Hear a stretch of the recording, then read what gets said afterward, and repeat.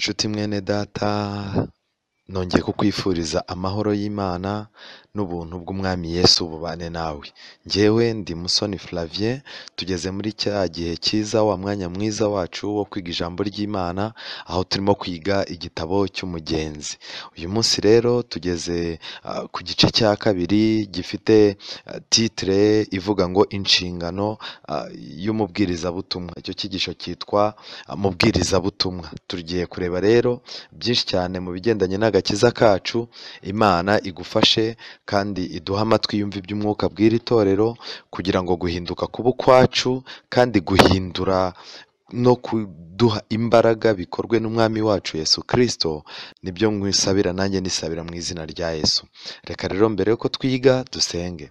Uwiteka Mana nziza, izina ryawe rihabwe icyubahiro.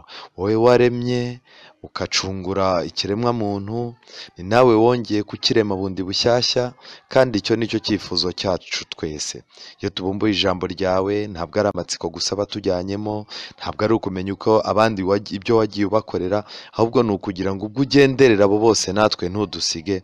Kubw'ibyo rero reka ubane natwe muri iri jambo, uduhe ubusobanuro nyabwo bukomotse mu ijambo ryawe, kuko ari wowe urifite kandi ari wowe urisobanura, kandi uduhe imbaraga zo kugira ngo amagambo twiga agere aho dukura n'aho atugeza. Tubisabye mu izina rya Yesu, amen.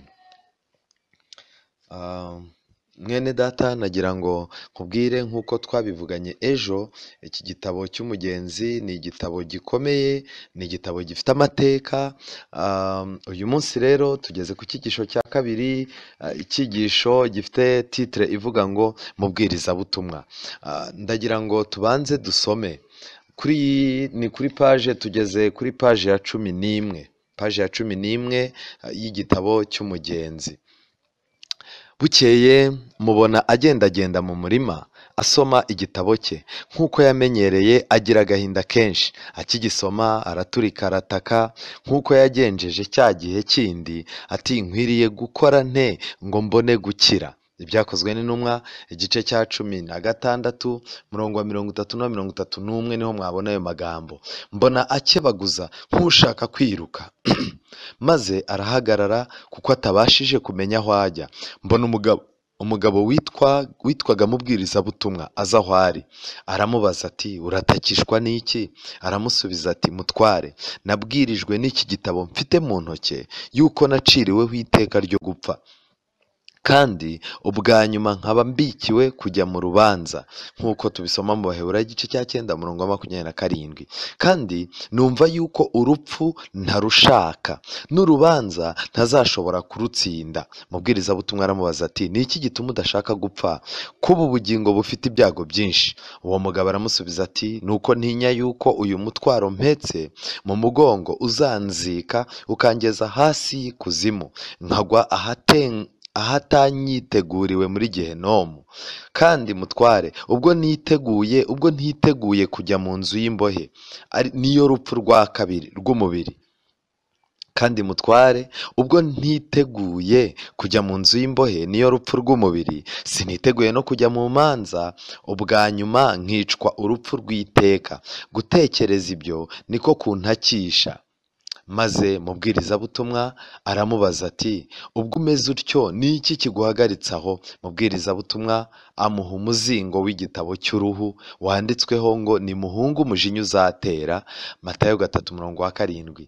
Aragisoma, yitegereza mubwirizabutumwa cyane, aramubaza ati mpungire he? Mubwirizabutumwa amutungira urutoki hirya y'agasozi kagari cyane, aramubaza ati urarora ririya rembo rito? Uwo mugabo ati oya. Arongera aramubaza ati urarora ririya tabaza ryaka cyane? Zaburi 119 murongo 105. Aramusubiza ati sinzi, ahari ndaribonye. Maze mubwirizabutumwa aramubwira ati uboneze kuri ririya tabaza ujyeyo, udateshutse, nukora utyo uri bubone iryo rembo. Nurikomangaho urabwirwa ibyo ukwiriye gukora. Maze ndota atangiye kwiruka, ariko ataragera kure y'urugo rwe, umugore we n'abana babibonye baramuhamagara ngo agaruke. Yipfuka mu matwi akomeza kwiruka avuga ati bugingo bugingo bugingo budashira. Nuko ntiyakebuka, ahubwo akomeza guhunga yerekeza hagati mu kibaya. inshuti, ngiki igitekerezo, ariko ibigaragara ni bimwe. Mukristo afite ikibazo gikomeye cyazamutse muri we. Hari amakuru yahawe y'uko umudugudu ugiye kurimbuka, abantu bose barimo baramwemeza y'uko nta kibazo uzagira. Mukristo yaryamye ntiyasinzira, yageze iwe byamunezezaga byose nta na kimwe cyamunejeje, ahubwo umutima we wakomeje kumurega y'uko byanga byakunda hari iteka rigiye gucibwa abameze nkawe. Kubw'ibyo rero ntashobora gusinzira. Icyo yakoze ni iki? Yahagurutse ajya gushaka ubutabazi. Afite amahirwe yo kwizera ko hari ubuhungiro bwaboneka, ariko ntazi aho agomba kujya. Kubw'ibyo rero ahuye na mubwirizabutumwa. Mubwirizabutumwa aramurebye, amubajije mbere na mbere kumenya impamvu zirimo kumutera guhunga. Cyakoze Mukristo aragaragaza uko amerewe, noneho mubwirizabutumwa hari ibimenyetso agiye kumukorera, kuko nagira ngo mbabwire inshuti zanjye, Mukristo ntabwo ashobora kumenya aho ajya atabonanye na mubwirizabutumwa. Rero incamake y'iki gice iratangaje. Icya mbere, iki gice kiratwereka yuko ugomba guhunga atari ukwiruka gusa, ukwiye kubaza amakuru y'aho ujya. Kwinjira mu bukristo, kwinjira mu by'Imana, kwinjira mu gusenga, kwinjira mu gakiza, ntabwo ari ibintu umuntu apfa kwirukamo gusa ngo ubonye abandi baza nawe uraza. Oya, ahubwo ugomba guhunga uzi impamvu ziguhungishije. Ejo twarabyize, ukwiye kubaza amakuru y'aho ujya, ukamenya ese kugira ngo umuntu azagereyo birasaba iki, kugira ngo umuntu azakirwa aho hantu birasaba iki, ese ni ubuhe bufasha nyiri ruriya rurembo ndimo kujyamo yateganyirije abantu bamugana. Ibyo byose ugomba kubimenya. Nyamara nta wundi muntu ubifite. Imana yemeye yuko mu itorero, mu isi habaho abantu bayo, kandi muri iryo si Imana yemeye ko habaho itorero ryayo. Muri iryo torero Imana yemeye yuko hari abantu baribamo bafite amakuru y'igihugu tujyamo. Abo ngabo Imana yabahaye inshingano yo kubwiriza ubutumwa. Kandi umuntu wese umaze kugera mu itorero akihana, akababarirwa, akabatizwa, agahinduka icyaremwe gishya, inshingano y'ibwirizabutumwa niyo igomba kuba inshingano ye. Rero ikintu kigaragara ni kimwe. Mukristo byibuze yahagurutse, yabazaga amakuru y'aho ajya, aho yaca ahunga, ariko yayabazaga byibuze afite igitabo mu ntoki.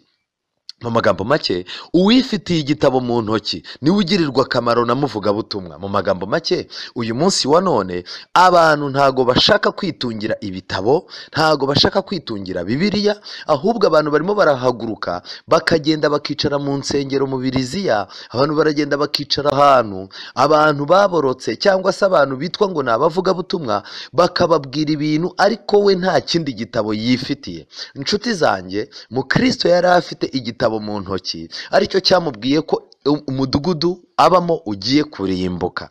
Kubw'ibyo rero icyo gitabo cyanamubwiye aho ashobora gushaka ubutabazi. Kubw'ibyo rero icyo nagira mbabwire ngiki, ni ingorane zikomeye guhura n'umuvugabutumwa nawe nta gitabo ufite mu ntoki.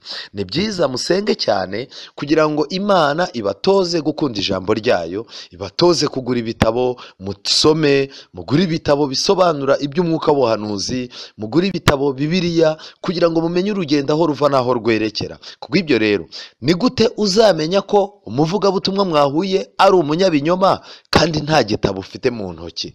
Nshuti zanjye, ndajya mbabwire ngo Mukristo yahagurutse neza. Uku guhaguruka kwe, turamutse natwe ariko duhagurutse cyangwa ariko twahagurutse, twaba dufite ibyiringiro ko tuzagera aho tujya.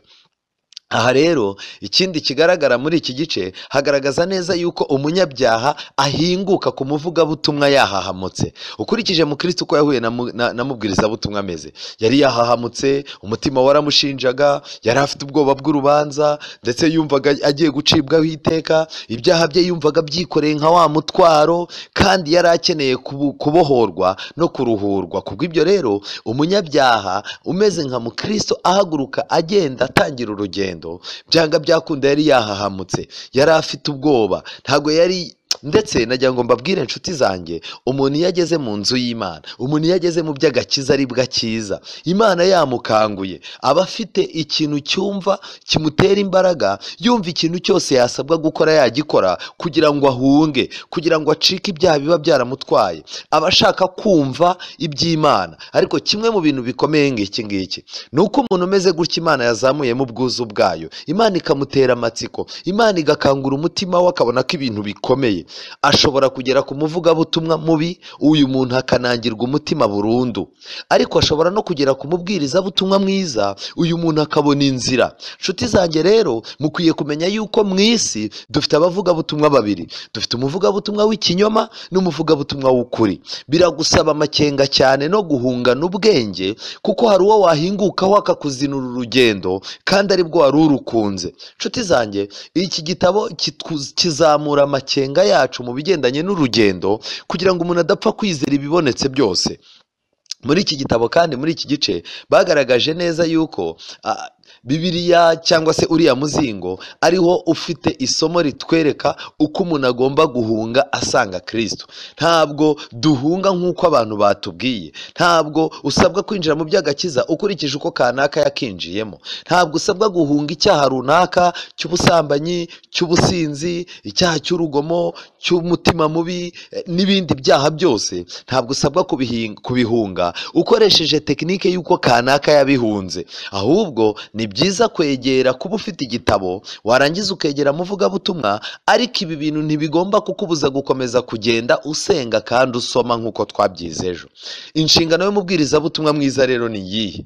Ndagira ngo mbabwire ngo dufite abavugabutumwa benshi, bamwe mu matorero atandukanye, mu madini atandukanye, biswe abakozi b'Imana basizwe amavuta, abandi bavuga yuko bafite ijambo, abandi bavuga, hari amaterime menshi abantu barimo gukoresha bagaragaza yuko hari ababwirizabutumwa bafatika. Ariko nshuti yanjye, uyu munsi wa none, niba wifuza kurokoka, niba wifuza gukiza ubuzima bwawe, urasabwa kubanza kumenya ibintu biranga umubwirizabutumwa muzima. Mukristo ageze kuri uriya mubwirizabutumwa, Imana yashimye yuko amugirira akamaro, kugira ngo byibuze mu itangira ry'urugendo ahaguruke neza. Ndakwingingira, ndagusabira cyane ngo Imana iguhe kandi nanjye impe guhaguruka neza.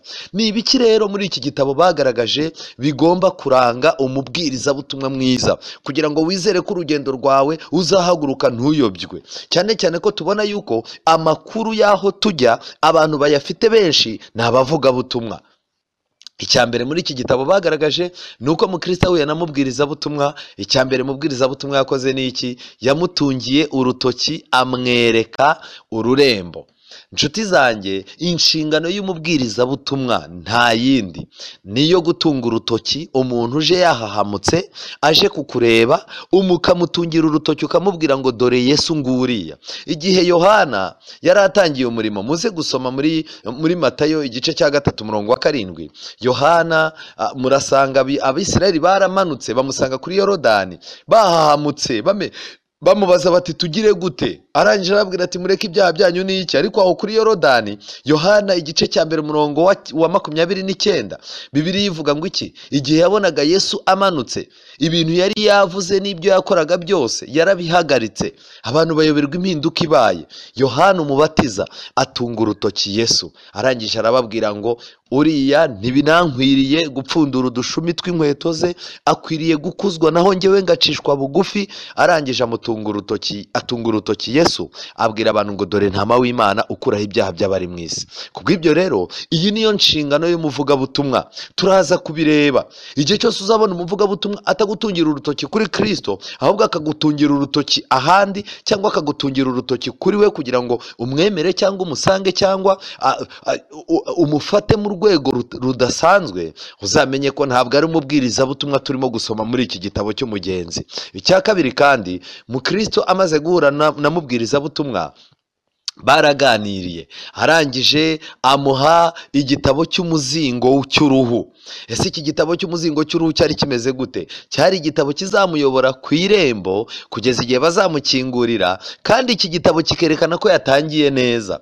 Nshuti zanjye, nta hantu na hamwe, nta ntambwe n'imwe ushobora kuzatera udafite ibyanditswe byera, udafite amasezerano y'Imana. Nta hantu ushobora kuzatera intambwe ngo ugere udafitanye n'Imana amasezerano y'urugendo rwawe nanjye. Ese wahagurutse habaye iki? Ese wabatijwe habaye iki? Wagiye mu murimo w'Imana habaye iki? Ni iyihe mpamvu igusunika? Ni iyihe mpamvu yagusunitse uza mu itorero? Ni iyihe mpamvu irimo kugukoresha uyu munsi? Ni iyihe mpamvu ituma uririmba? Ni iyihe mpamvu ituma ubwiriza? Ni iyihe mpamvu ituma uza gusenga? Izo mpamvu Imana izitaho cyane. Reka mbabwire yuko Mukristo yeretse Mukristo amaze kwerekana ibibazo bye yari afite, byanga byakunda mubwiriza butumwa yamubwiye ikintu gikomeye. Yaramubwiye ati se urarura ririya rembo? Mukristo ati oya. Umuntu ukigera mu by'agakiza hari ibintu wowe umaze kumenya Imana umwereka ntabashe kubibona, ariko kuba atabasha kubibona ni uko abazaza agenda akura mu buryo bwa mwuka. Arangije Mukristo umubwiriza butumwa abwira Mukristo ati urarora ririya tabaza? Mukristo arangije ati sinzi, ahari ndaribonye.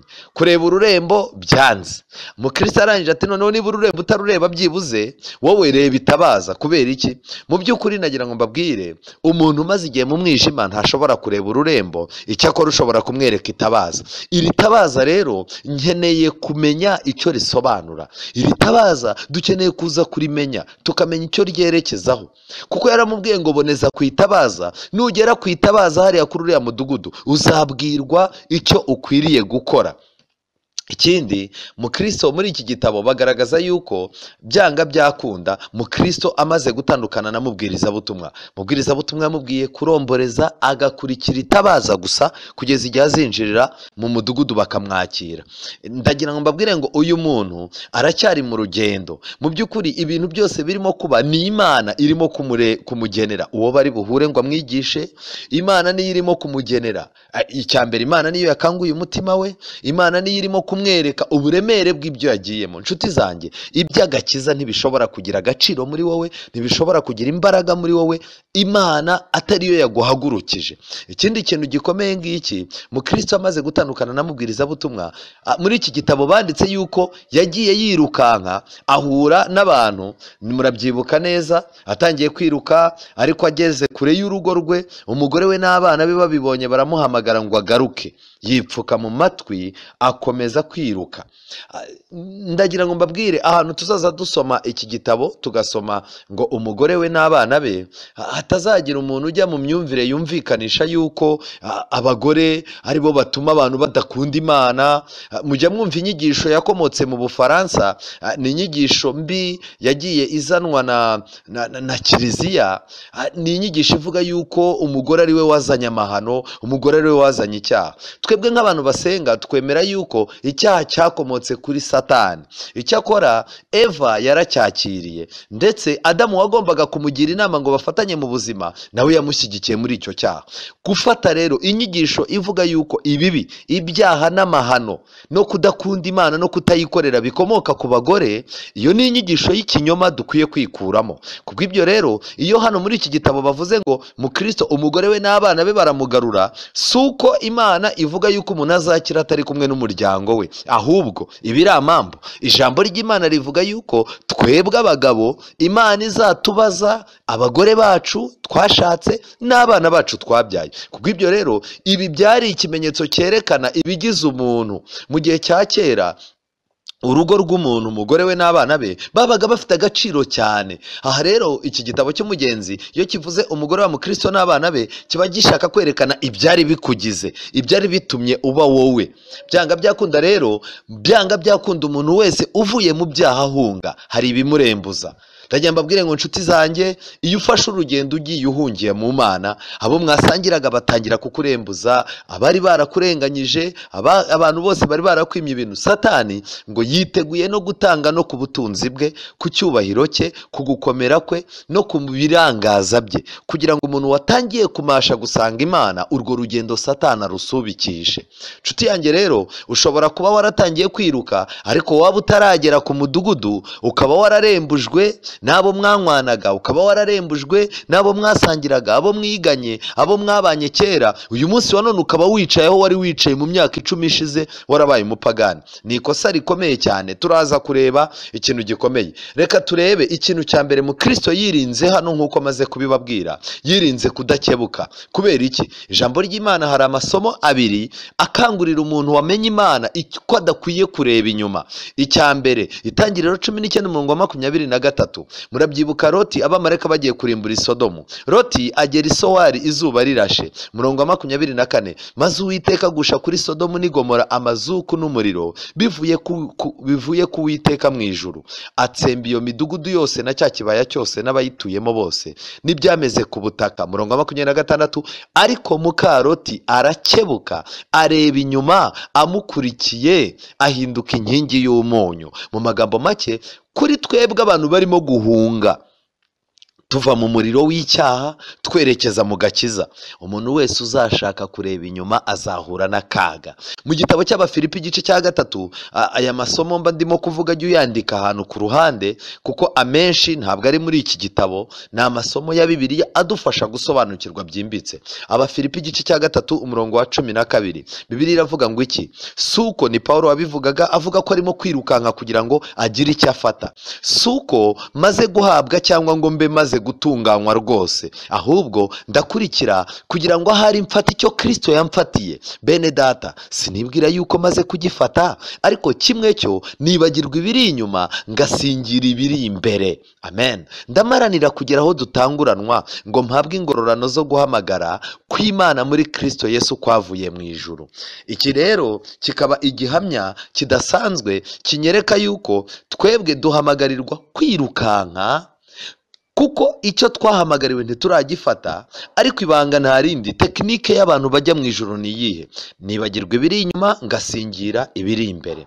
Nshuti yanjye, twigeze gusoma yuko muvugabutumwa yeretse mu Kristo, amwereka ururembo. Mu Kristo avuga ko atarubona, ariko arangira aramubwira ati ubwo utarubona ariko byibuze itabaza ryo warireba, genda ugere kuri ririya tabaza, nuhagera uzakomanga uzinjira mu irembo.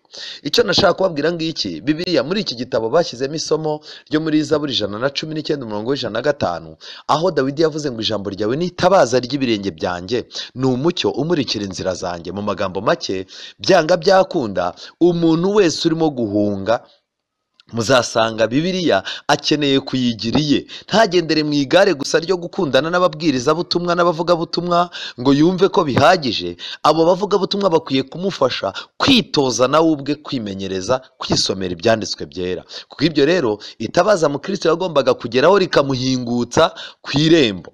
Iri tabaza nta rindi ni ibyanditswe byera, kandi turaza kumenya ese irembo ni iki, ariko turacyari kwitabaza. Mu gitabo cya 2 cya Petero igice cya 1 umurongo wa 19, Bibiliya baranditse ngo nyamara rero dufite ijambo ryahanuwe rirushaho gukomera, kandi muzaba mukoze neza nimuryitaho, kuko rimeze nk'itabaza rimurikira ahacuze umwijima, rigakesha ijoro rikageza aho inyenyeri yo mu ruturuturu izabandurira mu mitima yanyu. Mu magambo make, iki kintu kirakomeye. Ese birashaka kuvuga iki? Umuntu mbere yuko yerekwa idini runaka, mbere yuko yerekwa gahunda runaka z'idini, mbere yuko umuntu yerekwa itorero runaka ko babyina neza, mbere yuko umuntu yerekwa yuko itorero runaka risengeramo abantu bakomeye, mbere yuko umuntu yerekwa yuko idini runaka ari ryo dini rishyushye abajene bajyamo bakamererwa neza, mbere y'ibyo byose umunyabyaha wahunze aho kwerekwa indirimbo zishyushye, aho kwerekwa gahunda z'idini runaka zishyushye, agomba kwerekwa itabaza, kuko niryo rizamuhingutsa ku rurembo. Inshuti zanjye, nagira ngo nkubwire, niba aho usengera utabona umwanya w'ijambo ry'Imana, ukaba ugenda ugasomerwa, cyangwa ukaba ugenda nta byiringiro by'agakiza, udashobora gufata umwanya ngo wisomere, ukwiye kwitonda cyane, urugendo rwawe rufite akaga. Muri iki gitabo cy'umugenzi bavuze irembo. Mu Kristo, umubwirizabutumwa bwe mu Kristo ngo nugera kuri iriya tabaza uzahagera, byanga byakunda rizakumurikira, uzabona ururembo, kandi nukomanga bazakubwira icyo ukwiye gukora. Ku rurembo niho umuntu ahererwa amakuru y'ibyo agomba gukora. Nshuti zanjye, ndagira ngo rero twibaze, uru rurembo, iri rembo ninde?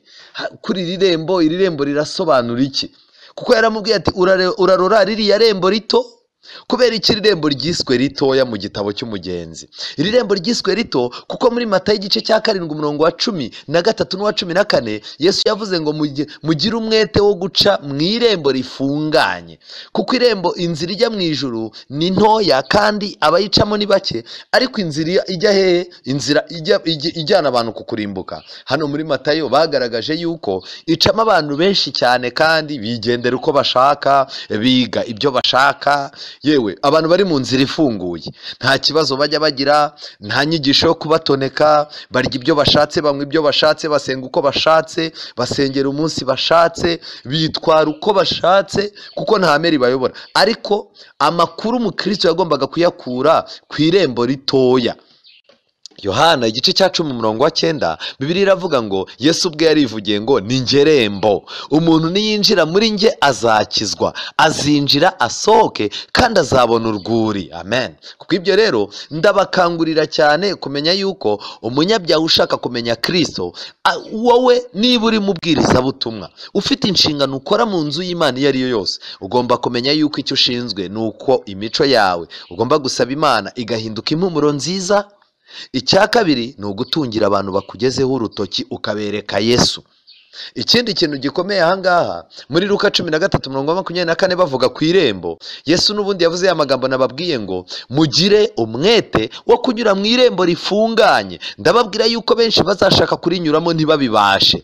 Muri no minsi abantu bahamagarirwa guca mu irembo rifunganye. Ubwo rero twabanje kumenya ko irembo ari Yesu. Ariko noneho iri somo ryo muri Luka 13:24 riratwereka iki? Riratwereka irembo Yesu. Ariko Yesu nawe afite itorero rye ku isi. Iryo torero rye naryo ni irembo abantu binjiramo baje kumumenya, baje kwigishwa amabanga y'iby'agakiza. Nshuti zanjye rero nagira ngo mbwire ngo muri iki gitabo cy'umugenzi, muri iki cyigisho cya kabiri twabonye yuko mubwirizabutumwa yahereje mu Kristo igitabo cy'umuzingo w'uruhu. Bibiliya ikunze kugaragaza igitabo cy'umuzingo w'uruhu ishaka kwerekana igitabo gifite agaciro kurusha ibindi. Urugero mu gitabo cya kabiri cya Timoteyo igice cya 4:13 Pawulo yandikira Timoteyo yamugaragarije ingorane yari afite. Arengeje ku murongo wa 13 w'igice cya 4 urwandiko rwa kabiri rwa Timoteyo, Pawulo arandika ngo nuza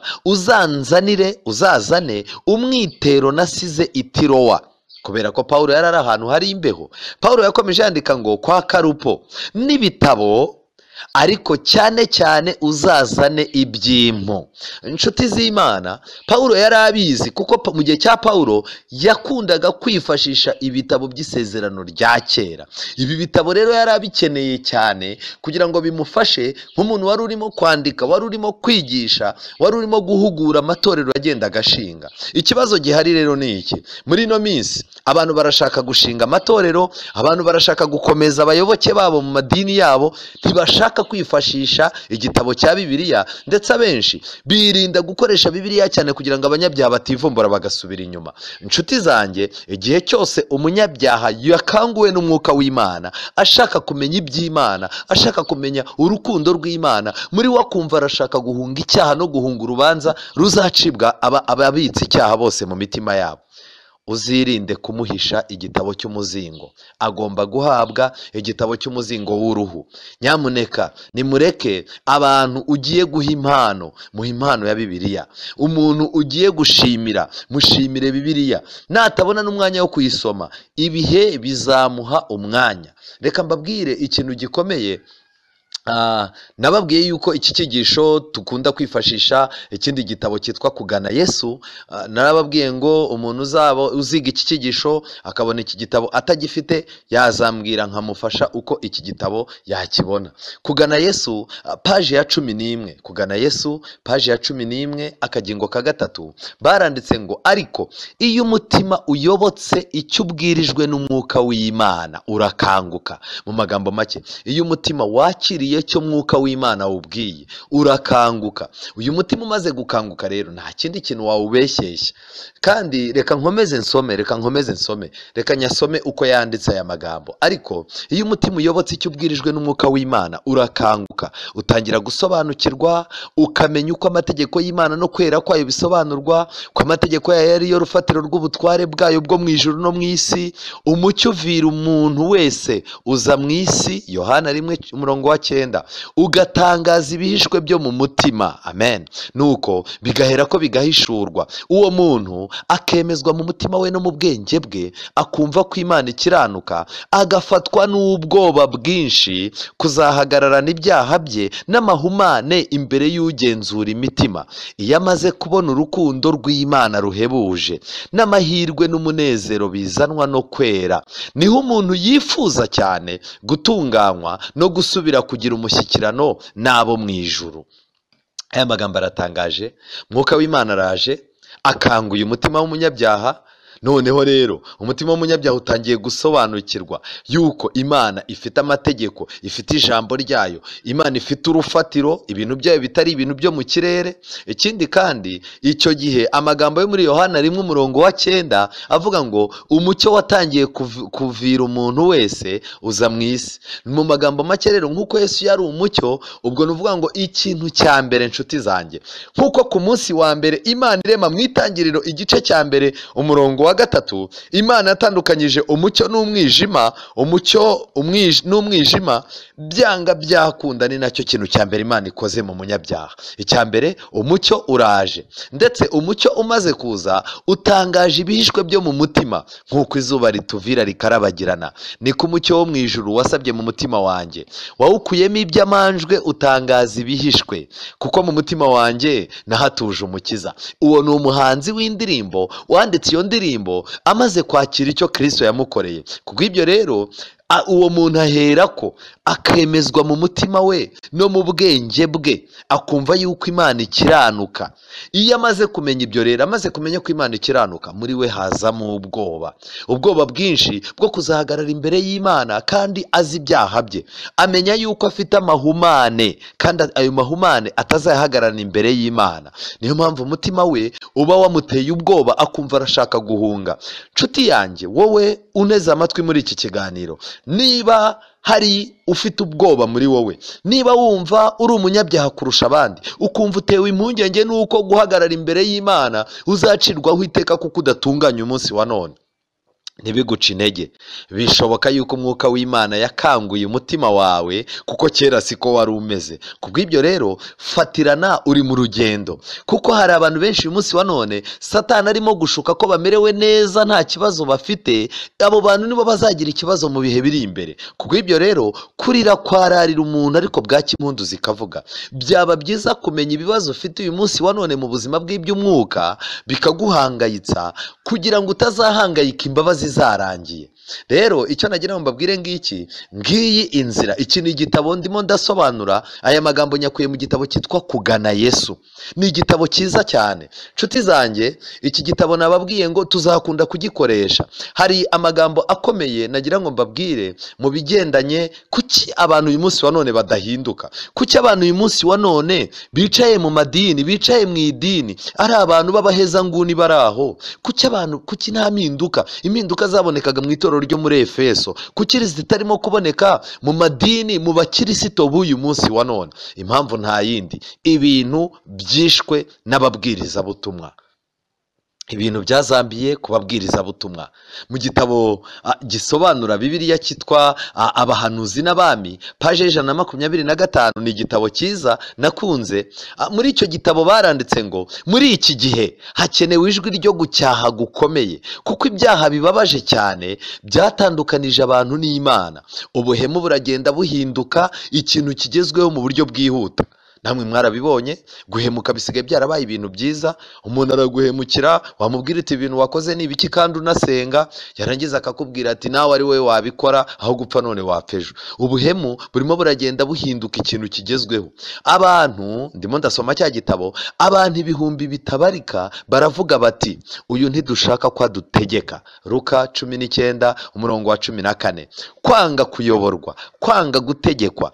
Abantu uyu munsi wa none bose barashaka barashaka ikintu cy'umudendezo. Uretse abantu kwanga gutegekwa na leta, kwanga kuyoborwa na leta, abantu ntibashaka n'ubuyobozi bwo mu nzu y'Imana. Abantu ntibashaka kuyoborwa n'abapasitoro, abantu kandi ntibashaka kuyoborwa n'abakuru b'itorero. Noneho twanamanuka mu miryango, mwarabibonye, abana, abagabo, abagore, nta n'umwe ushaka gutegekwa, nta n'umwe ushaka kuyoborwa. Ndetse nagira ngo mbabwire ngo ni umwuka wo kwigaragambya urimo kugenda ukura ku isi.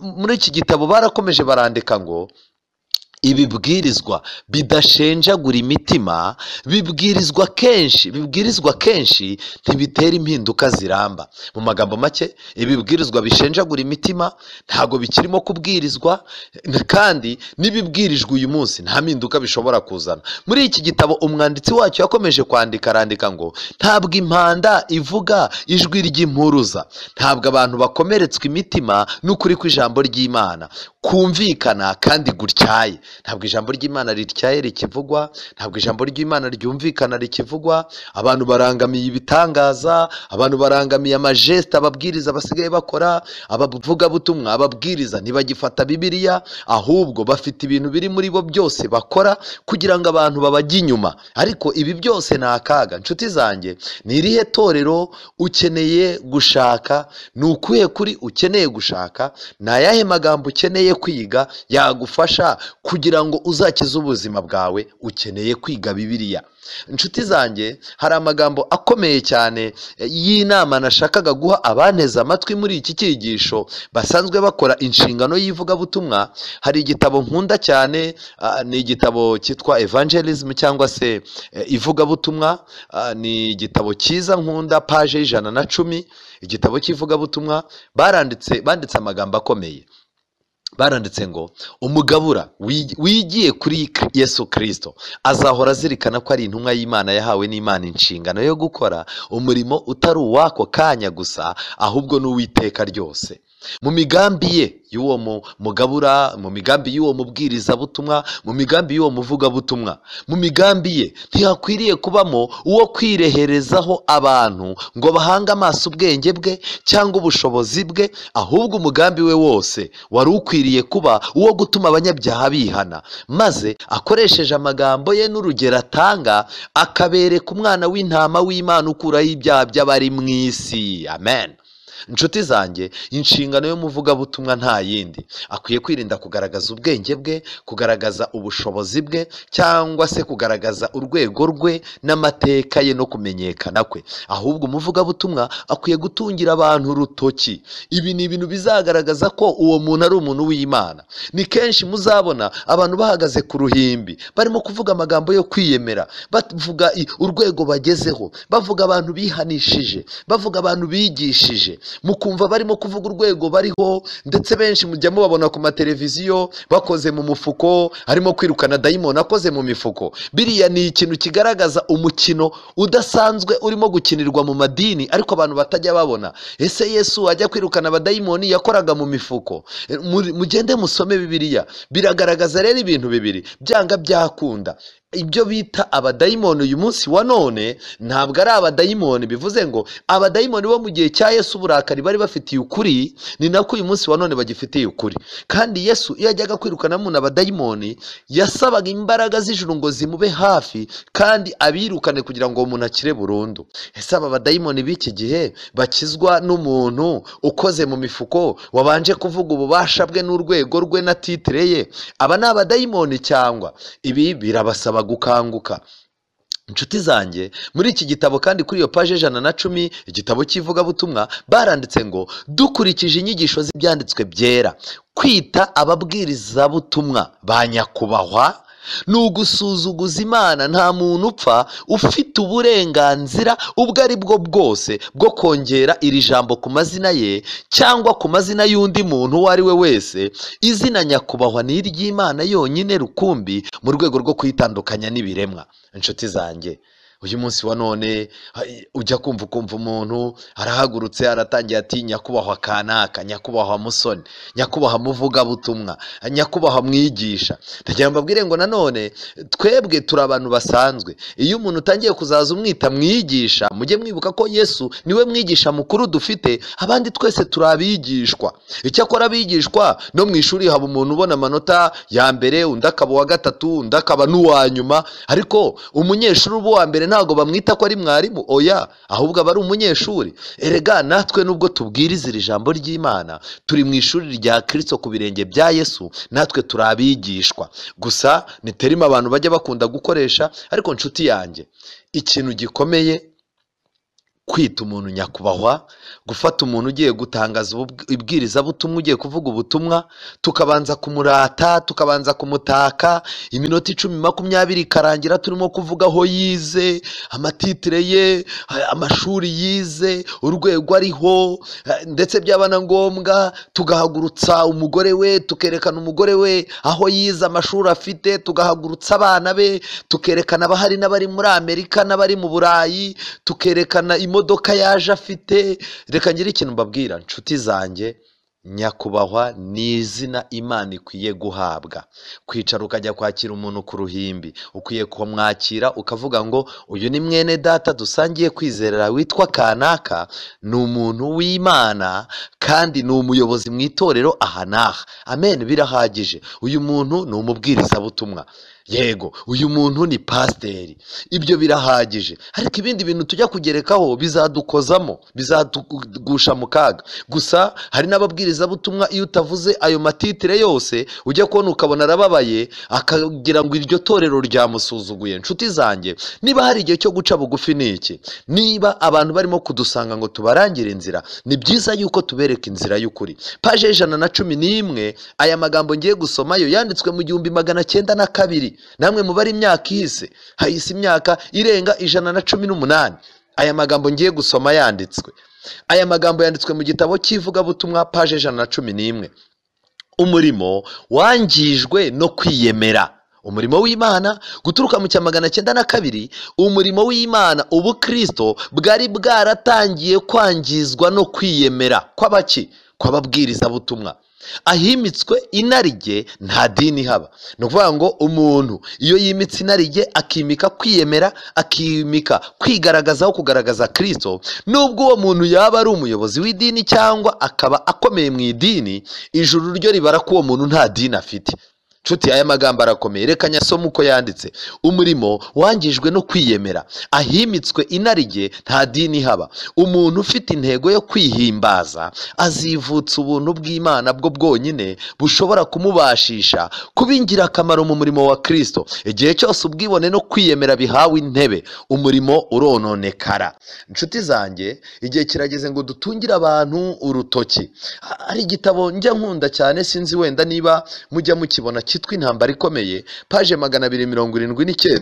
banditse yuko mu madini menshi, mu matorero menshi y'ibinyoma agendereye inyungu z'isi, ayo matorero kenshi na kenshi bagaragaje kuri iyo paje 279 yuko umuvugabutumwa ufite impano yo kunezeza abayoboke no kubakurura ahembwa umushahara munini. nshuti zanjye, mu madini menshi ayo mubona, umuntu araza akabwiriza, umuntu araza akavuga ubutumwa, yarangiza abantu bashyuha, barangiza yabona ibintu bimeze neza, byanga byakunda umuyobozi w'iryo dini akavuga ati ko kubiri kose ni wowe ukangura abantu, akira amafaranga dupasure.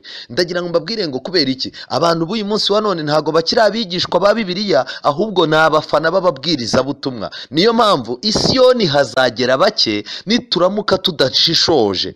mu bibwirizwa by'uyu mubwiriza, ndi muri cya gitabo cy'Intambara Ikomeye paje 179, mu bibwirizwa bye ntagomba kwamagana ibyaha rusange biri mu bantu, ahubwo amagambo ye agomba kuba asize umunyu kandi aryoheye amatwi y'abakunda ibigezweho. mu magambo make, ibibwirizwa byinshi birimo gutangwa n'abitwa ba mubwirizabutumwa uyu munsi wa none ni amagambo asize umunyu, aryoheye amatwi y'abantu bakunda ibigezweho. kubw'ibyo haracyakenewe ababwirizabutumwa bagomba kuvuga icyaha ibyaha mu izina. Nshuti yanjye, twihuta twerekera ku musozo, mu gitabo cy'ibyakozwe n'intumwa igice cya 20 umurongo wa 25, Bibiliya yanjye, Bibiliya yawe yanditse ngo iki? Irakubwira ngo iki? Pawulo yari arimo gusezera abakuru b'itorero, abayobozi bo mu Efeso, arangije avuga amagambo nifuza yuko yazaba amagambo yazaranga ubuzima bwawe n'umusozo w'urugendo rwawe. Pawulo yaravuze ngo none dore nzi yuko mutazongera kumbona. Yaragiye kugenda kandi amahirwe yo kugaruka ntiyayabonaga, yari yiteguye kujya i Roma kandi yabonaga azagwa i Roma. Reka njye mbibutsa yuko abantu b'Imana, Pawulo na Petero baguye i Roma, kandi byanga byakunda n'uyu munsi bidatinze Roma igiye kuzongera ikore nk'icyo yakoze mu gihe cya ba Pawulo na ba Petero.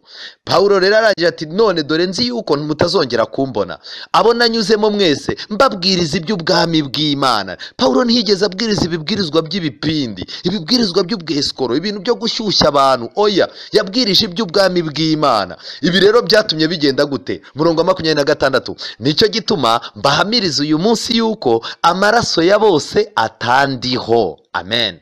Kuko ntikenze mbabwira iby'Imana yagambiriye byose.